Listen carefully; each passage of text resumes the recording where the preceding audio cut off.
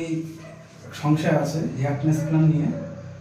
Hair transplant অনেকের ইচ্ছা আছে যে হেয়ার ট্রান্সপ্লান্ট করবে, কিন্তু খুবই ভয় পায় বা পেন বা সাইড ইফেক্ট অনেক কিছু নিয়ে দ্বিধাদ্বন্দ্ব থাকে।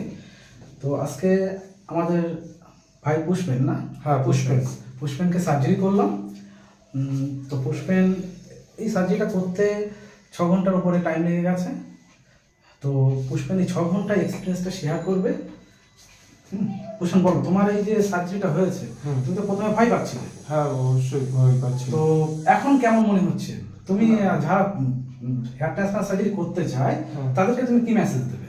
আমি একটু করে মেসেজ দেবো, ভয় পাওয়ার কোনো কারণ নেই। আমিও প্রথম ভয় পেয়েছিলাম এবং স্যারেরা আমাকে বিশ্বাস দিল এবং সেই বিশ্বাস নিয়ে আমি এগোলাম। খুবই খুবই ভালো, কোনো অসুবিধা নেই, কোনো ব্যথা হয়তো প্রথম একটুর জন্য, হয়তো 2 মিনিটের জন্য হয়তো পিঁপড়ে কামড়ানোর মতন আমি বুঝতে পেরেছিলাম, তারপরে আমি কিচ্ছু বুঝতে পারিনি। আমার সব জ্ঞান ছিল, স্যারেরা কি করছে, কথা বলছে, সব শুনছি, আমিও রয়েছি 6 ঘন্টা ধরে। খুবই ভালো, মাঝখানে লাঞ্চ করলাম, কোনো অসুবিধা নেই। আমি এই বসে আছি, ঘুরে বেড়াচ্ছি, কোনো সমস্যা নেই, খুবই ভালো। তো আপনারাও আসুন, যার যার প্রবলেম আছে চুল ট্রান্সফার করে নিন, কোনো অসুবিধা নেই, আমি নিজে বলছি। আচ্ছা, তুমি তাহলে স্যাটিসফ্যাকশন?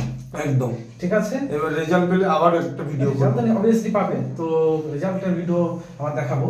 তো আমি এই কথাটাই সবাইকে বলবো যে যারা যারা কোনো ইনফরমেশন বা কোনো কিছু জানার প্রয়োজন আছে, আমার স্ক্রিনে নাম্বার থাকবে, নাম্বার দিয়ে আমাকে কল করবে, আমি সমস্ত ইনফরমেশন দিয়ে দেবো। ঠিক আছে, একদম ওকে, একদম একদম একদম। আর স্যারেরা খুবই ভালো, স্যারেরা খুব কোঅপারেট করেছে আমার সাথে।